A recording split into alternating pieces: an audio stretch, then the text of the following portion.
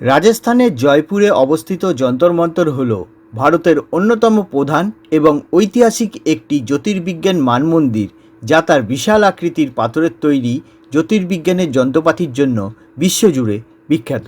এখন যাচ্ছি যন্তর মন্তরে। হাওয়া মহলের ঠিক অপোজিট দিকে একটা রাস্তা আছে, সেই রাস্তা দিয়ে যন্তর মন্তর যাওয়া যায়। চলুন এই রাস্তা দিয়ে যাওয়া যাক যন্তর মন্তরে।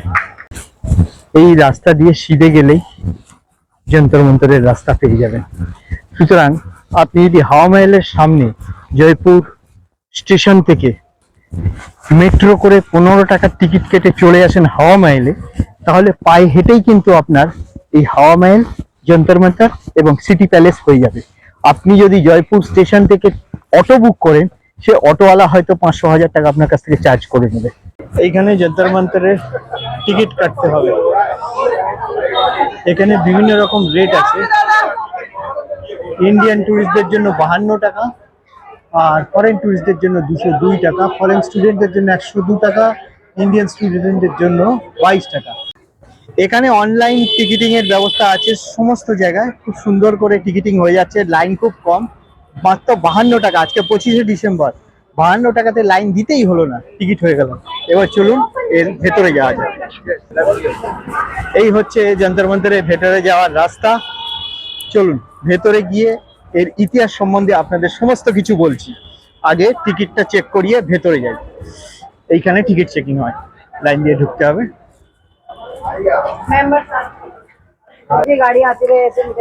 এই হচ্ছে যন্তর মন্তর, জয়পুরের যন্তর মন্তর, যেটা সব থেকে বড় যন্তর মন্তর।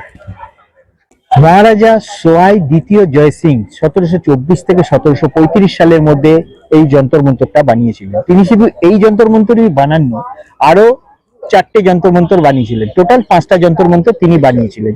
সেগুলো হলো দিল্লি, উজ্জয়িনী, মথুরা, বারাণসী এবং এই জয়পুরে। জয়পুরের যন্তর মন্তরটা হচ্ছে সব থেকে বড়। এর কারণ হলো দিল্লি, উজ্জয়িনী, মথুরা ও বারাণসীর যে যন্তর মন্তরগুলো ছিল, সেইগুলোর থেকে তিনি অভিজ্ঞতা সঞ্চয় করে সেই অভিজ্ঞতার মাধ্যমে এই জয়পুরের যন্তর মন্তরটা তৈরি করেছিলেন। এবং বাকি 4টে যন্তর মন্তরে যা যা যন্ত্র আছে সেইগুলোকে সমস্ত একত্রিত করে চিন্তা করে আবার জয়পুরে সেটা সবথেকে বড় যন্তর মন্তর নির্মাণ করে এখানে সবগুলো তিনি বানিয়েছিলেন।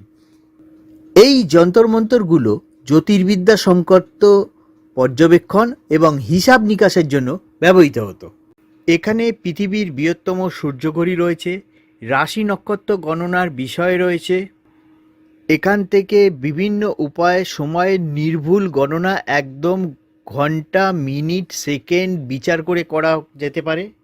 এবং সূর্যের উত্তরায়ণ এবং দক্ষিণায়নের ওপর নির্ভর করে যে দুটি জয়প্রকাশ যন্ত্র রয়েছে, সেই দুটি জয়প্রকাশ যন্ত্রের মাধ্যমে সূর্যরশ্মি কোথায় পড়ে না পড়ে, কোন সময় পড়ে না পড়ে, সমস্ত হিসাব এখান থেকে করা যায়। এছাড়া এই হিসাব থেকেই দিন ও রাত্রির গণনা এখানে করা যায়, অর্থাৎ কখন দিন হবে আর কখন রাত হবে সেটা এই জয়প্রকাশ যন্ত্রের মাধ্যমে করা যায়।